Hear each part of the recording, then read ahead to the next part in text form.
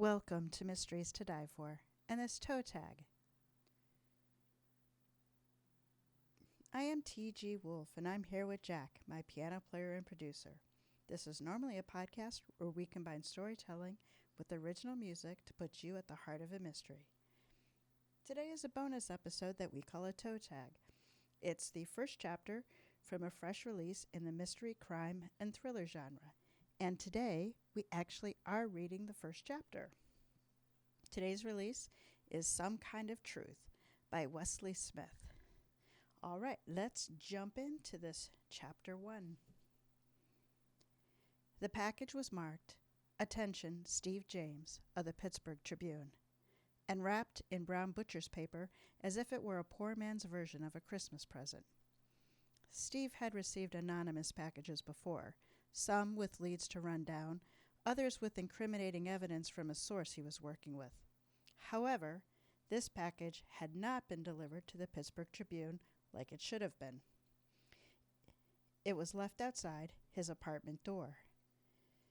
Perplexed, Steve lifted the package gingerly from the floor. It was light, about 6 inches long by 4 inches wide. He shook it. Nothing moved inside.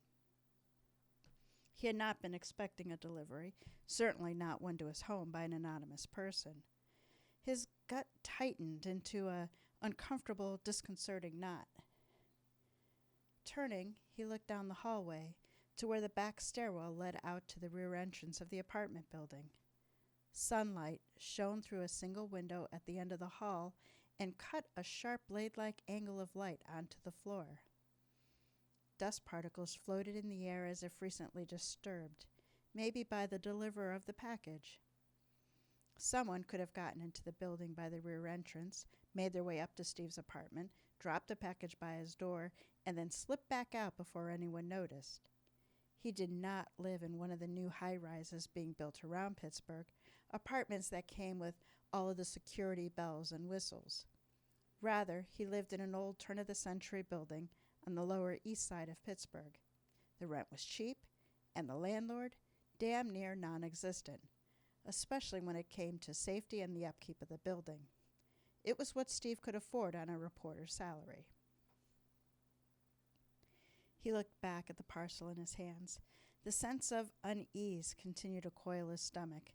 Was he being targeted like reporters after 9/11, with the anthrax-sealed packages delivered to their homes and offices? Possibly. The fact that his article, Mob in Pittsburgh, had helped put Anthony Palazzo, a local money launderer affiliated with the New York-based DeLuca crime organization, put him behind bars, could have something to do with the mysterious package outside his door that afternoon. Again, he wondered what was inside, and cautiously shook it, like a kid trying to figure out the present under the wrapping on their birthday. Nothing moved. Nothing rattled inside. Steve knew he should leave the package alone, place it back on the floor where he found it, call the police, and have them look at it first. That was the smart thing to do. The right thing to do. There could be anything inside meant to bring harm, especially nowadays, when reporters were being unfairly besieged for spreading false information to the public. Against his better judgment, Steve forced the apprehension away like a fly at a picnic. He tucked the bundle under his left arm, fished for his keys from his jacket pocket, and opened the apartment door. Once inside, he closed the door and peered through the peephole to the hallway. Still, the hall was empty. No one passed by. Again, he felt the skin on the back of his neck prickle, and the hair stand on end with nervousness. Why was the package left, and what was inside? Steve wondered. Turning away from the door, he moved into the kitchen.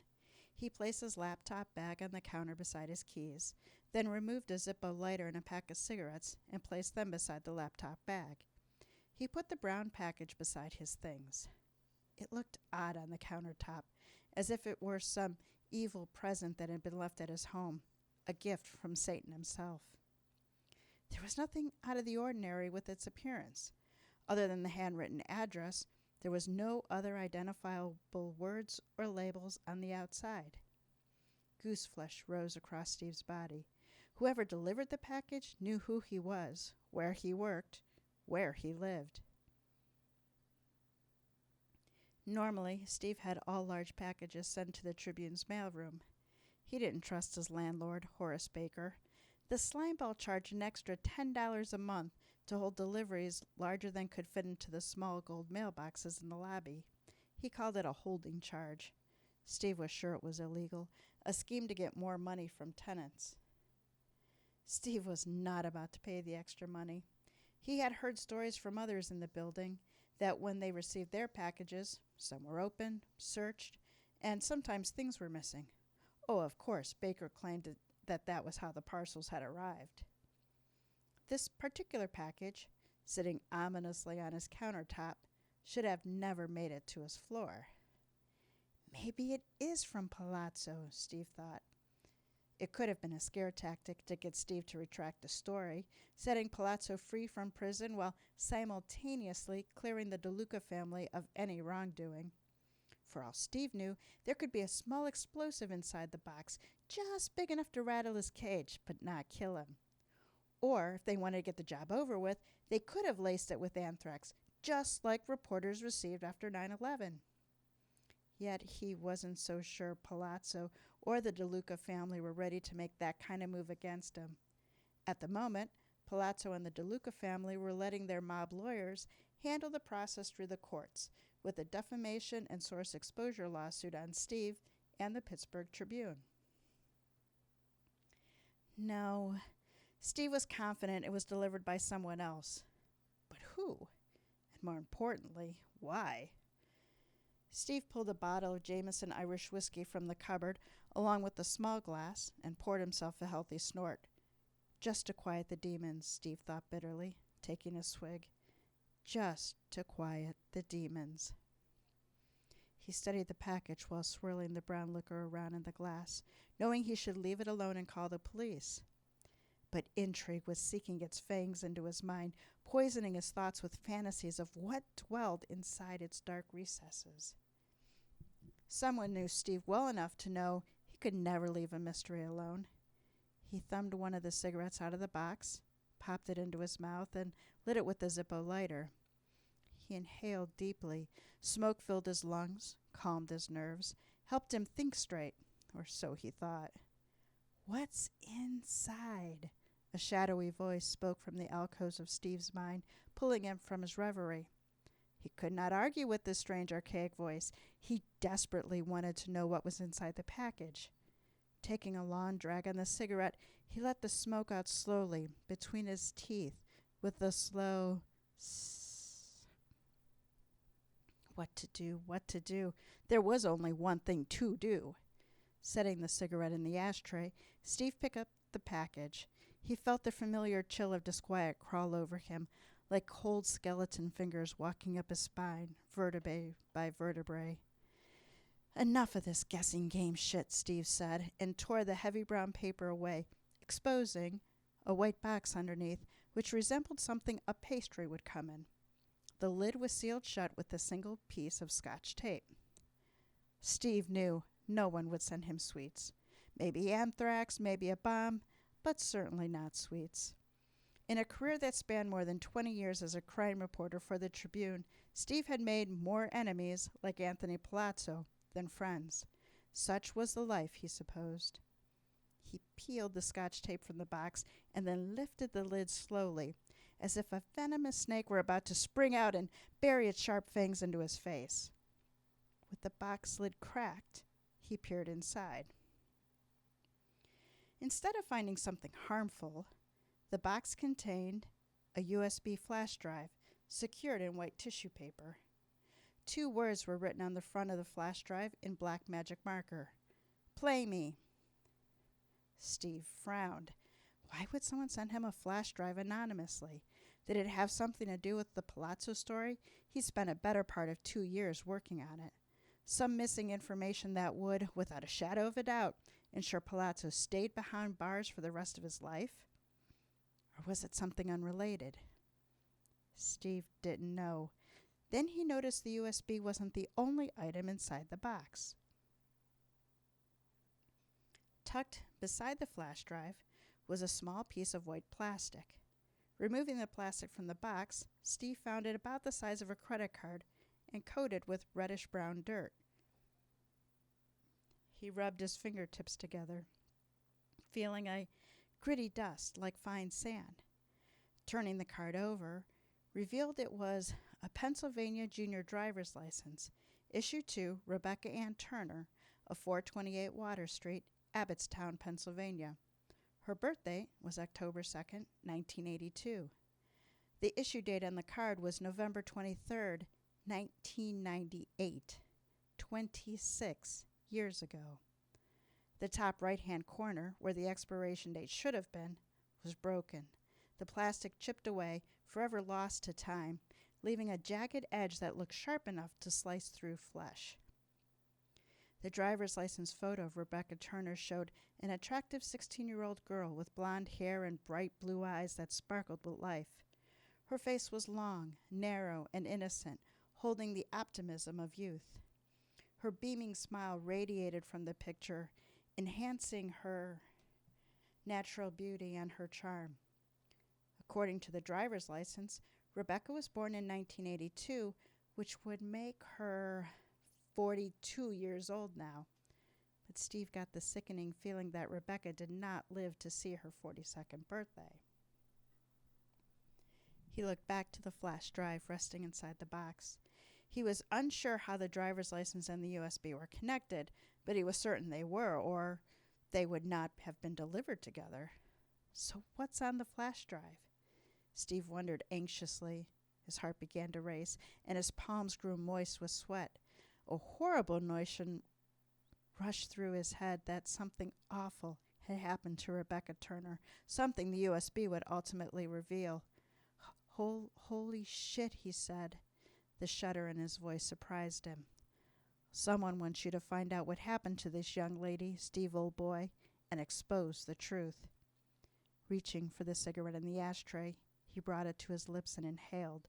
The smoke settled on his lungs with a comfortable bite that he relished. He looked back to the box. His eyes lingered on the contents. Possible scenarios played across his mind as to why someone would want him involved. But none of these thoughts made much sense at the moment. Steve took another drag and stubbed the cigarette out in the ashtray. He had smoked it down to the filter, as he often did. A haze of heavy, thick smoke hovered around the ceiling. He picked up the glass of whiskey and finished it in one swallow, and then poured himself another, 3 fingers worth this time. His mouth had gone bone dry, but he wasn't sure another shot, even 3 fingers worth, would wet his whistle. The demons inside were growing, and Steve needed to calm them. Or, at least, he continued to tell himself that on a nightly basis. Warily, he lifted the USB from the box. Dare he view whatever was on it, or call the police and let them handle the situation? He shook the thought off. His reporter instinct had taken over. He needed to know what was on the USB, how it connected the girl on the junior's driver's license, and why he was chosen to unravel this mystery before he went to the police.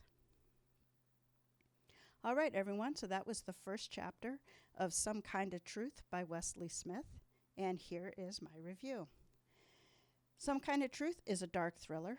Pittsburgh Tribune reporter Steve James made a name for himself by digging up the kind of dirt that some people want to keep buried.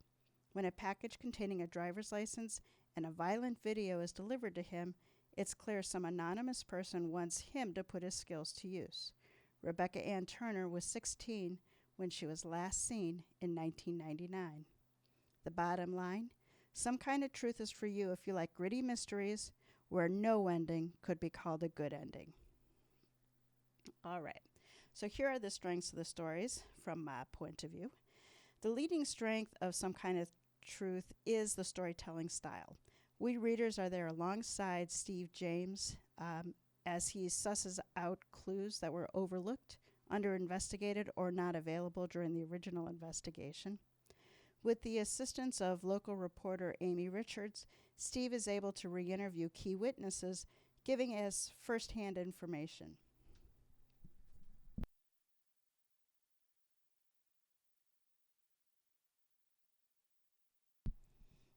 I really like this part because so often on some of these cold case ones, you're left with characters reading to you or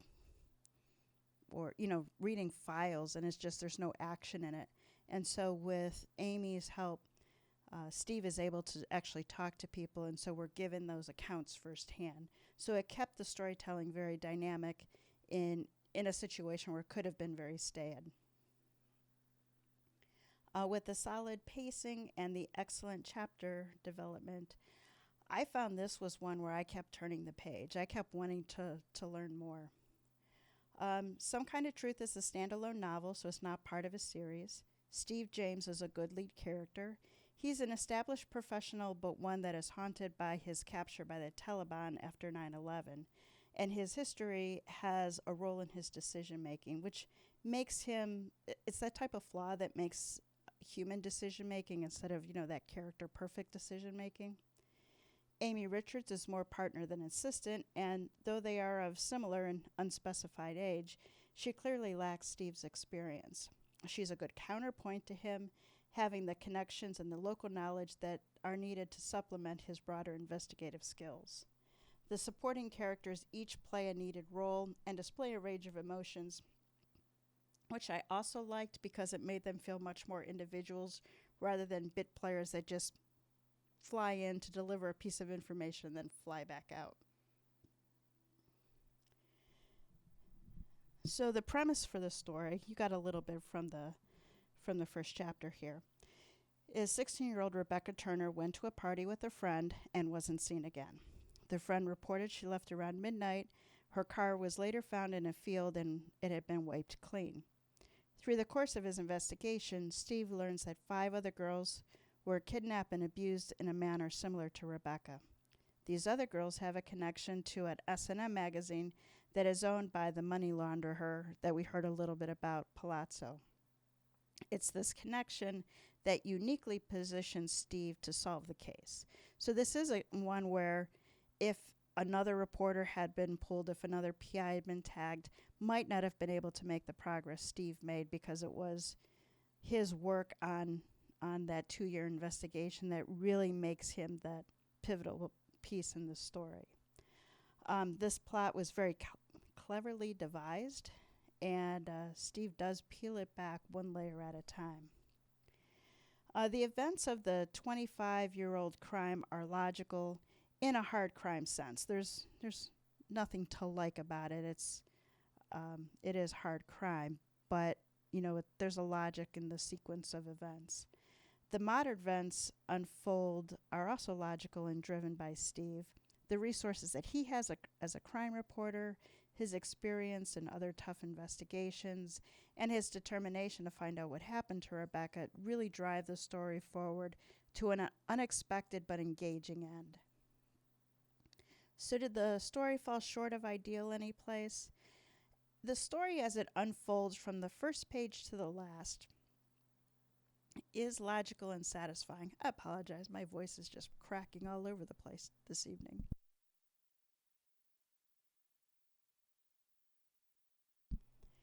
So yes, the story as it unfolds, it is logical and it is satisfying. However, once I got to the end, I found that I had quite a few questions about the actions of the supporting characters before Steve became involved. And those questions, depending on the answer, either have absolutely no impact on the story or change it completely. Yes, I tend to think about storylines for days after I finish books. Some Kind of Truth is classified as a thriller, a kidnapping thriller, and a serial killer novel, and all of them are accurate. If your tastes in mysteries and thriller run to the darker side of the spectrum, do pick this one up. I think you will enjoy it. Some Kind of Truth was released from Wicked House Publishing and is promoted by Partners in Crime Tours. It's available from Amazon and other book retailers. Links are in the show notes. Now allow me to introduce you to Wesley Smith. He had his first short story, Off to War, published when he was just 16. Recently, he had short stories featured in On the Premise, Unveiling Nightmares, and Crystal Lake Entertainment. He was the runner-up contestant in the Alfred Hitchcock Mystery Magazine's Mysterious Photograph Contest, where his name was featured in the magazine, and he sold his debut thriller, Some Kind of Truth, to Wicked House Publishing. It was released in February 2024. So with that, I'll introduce you, if you haven't already checked them out, to Partners in Crime Tours, who represent a network of 300 bloggers offering tailor-made virtual book tours and marketing options for crime, mystery, and thriller writers. Founded in 2011, PICT offers tour T-O-U-R services for well-established and best-selling authors, as well as those just starting out their careers. PICT prides itself on its tailored packages for authors with a personal touch from the tour coordinators. For more information, check out their website, partnersincrimetours.com. The link is in the show notes. And with that, we will wrap it up. Join us next week as we continue the second half of Season 7, Games People Play. Sorry, Not Sorry, by Kathleen Marple-Kalb, is up to bat, and her featured game is Sorry. So with that, I will turn it over to Jack to take us out.